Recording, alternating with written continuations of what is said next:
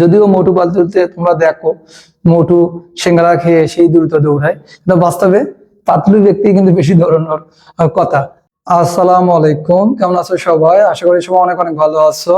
আজকে আমরা তোমাদের জন্য খুবই গুরুত্বপূর্ণ একটা ভিডিও নিয়ে হাজির হলাম। ভিডিওটি টাইটেল তোমরা বোর্ডে দেখতেছো, দুটি গ্যাসের ব্যাপনের হার নির্ণয়।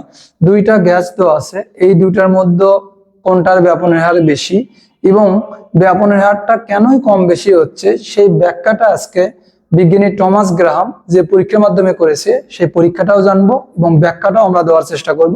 একটা কোশ্চেন দিয়ে রেখেছি আমরা, অ্যামোনিয়া ও HCl এর মধ্যে কার ব্যাপনের হার বেশি এবং কেন। অর্থাৎ অ্যামোনিয়া গ্যাস এবং হাইড্রোজেন ক্লোরাইড গ্যাসের মধ্যে কার ব্যাপনের হার বেশি এটা আমরা দেখার চেষ্টা করব। তাহলে এই অ্যামোনিয়া এবং HCl এর মধ্যে কার ব্যাপনের হার বেশি, এই জন্য বিজ্ঞানী টমাস গ্রাহাম দুই মুখ খোলা একটা লম্বা কাচদণ্ড নিয়েছিল। দুই মুখ খোলা সেই পরীক্ষাটা আমি দেখাচ্ছি। এই পরীক্ষাটা করেছে বিজ্ঞানী টমাস গ্রাহাম।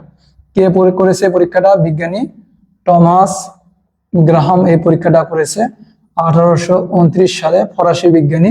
তাহলে এই যে দুই মুখ খোলা লম্বা কাচ নল বা কাচদণ্ড যেটাই বলো, এই যে এখানে তুলা আছে, এটা তুলা রাখা আছে। এখানে তুলা আমরা ধরলাম, এখানে একটা তুলা আছে, এটা তুলা আছে এবং এই কাচদণ্ডের এই যে এই মুখের এখানেও কি আছে?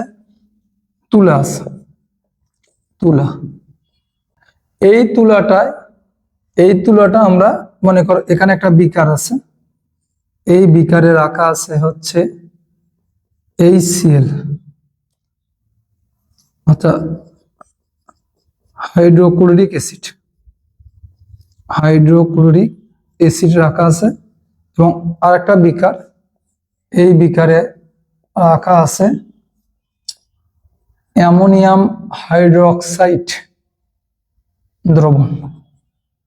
তার মানে এটা HCl এর দ্রবণ, এটা অ্যামোনিয়াম হাইড্রোক্সাইডের দ্রবণ। তার মানে দুই মুখ খোলা লম্বা একটা কাচদণ্ড নিয়েছি, এখানে তুলা আছে, এখানে তুলা আছে। এই তুলাটা HCl দ্রবণে চুবানো হয়েছে বা ডুবানো হয়েছে, এই তুলাটা অ্যামোনিয়াম হাইড্রোক্সাইড দ্রবণে ডুবানো হয়েছে। এখন কিছুক্ষণ পর যদি আমরা খেয়াল করি বা বিজ্ঞানী টমাস গ্রাহাম খেয়াল করে দেখলেন যে এই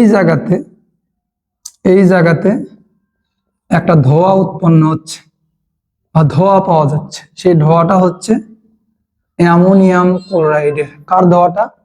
অ্যামোনিয়াম ক্লোরাইডের। এবং এখান থেকে এটার দূরত্ব উনি দেখলেন 10 সেন্টিমিটার, এখান থেকে এটার দূরত্ব উনি দেখলেন 15 সেন্টিমিটার। আর পুরো কাচনলটা ছিল, দুই মুখ কাচনলটা ছিল 25 সেন্টিমিটারের ছিল পুরো কাচনলটা। এখন এই জিনিসটা দেখার পরে উনি অ্যাস্টনিশ হয়ে গেল যে অ্যামোনিয়াম ক্লোরাইডের যে ধোঁয়া উৎপন্ন হলো সেটা তো মাঝখানে হওয়ার কথা, মাঝখানে না হয়ে HCl এর কাছাকাছি বা অ্যামোনিয়াম হাইড্রোক্সাইড থেকে দূরে হলো কেন? এটা প্রশ্ন। তাহলে অ্যামোনিয়াম ক্লোরাইডের ধোঁয়াটা কিভাবে উৎপন্ন হলো? এখানে ছিল HCl, এখানে অ্যামোনিয়াম হাইড্রোক্সাইড থেকে অ্যামোনিয়া প্লাস পানি মিলে অ্যামোনিয়াম হাইড্রোক্সাইড, এটা বিক্রিয়া করে তৈরি হয়েছে অ্যামোনিয়াম ক্লোরাইড। সেই অ্যামোনিয়াম ক্লোরাইডটাই সাদা ধোঁয়া সৃষ্টি করছে।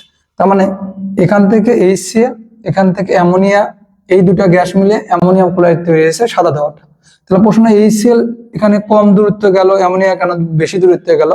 তখন উনি একটা সিদ্ধান্ত নিলেন যে অ্যামোনিয়া এটার ভর কম, অ্যামোনিয়ার ভর কি কম, যার কারণে ব্যাপনের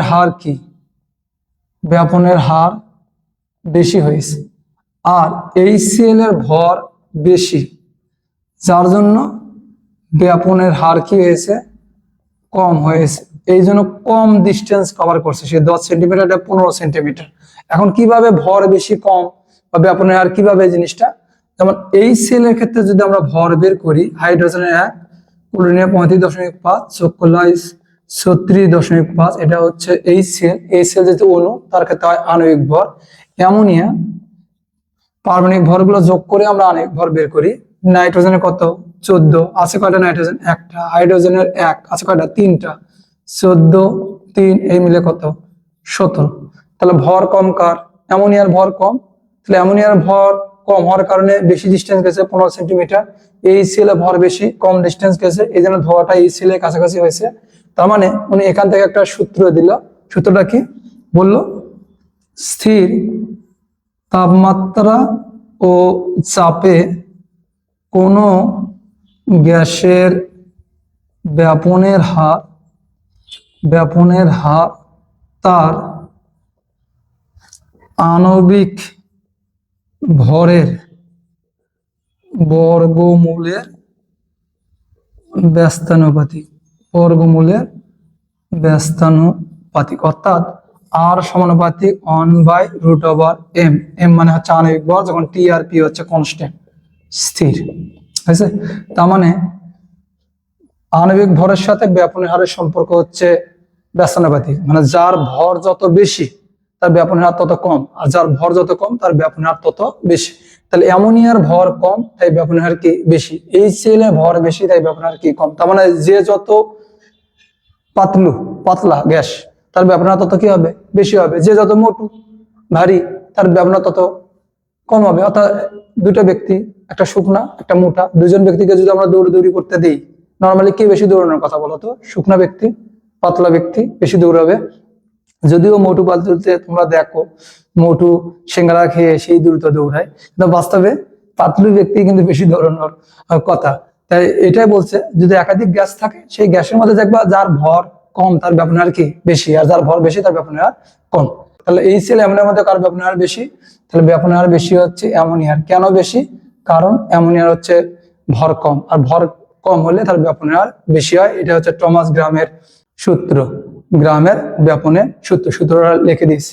এখন এই জিনিসটা বুঝতে পারছো কিনা তোমাদের একটা কোশ্চেন দিয়ে শেষ করব। তোমরা বলবা carbon die oxide, sulphur die oxide এবং HCl এর মধ্যে কার ব্যাপনের হার বেশি?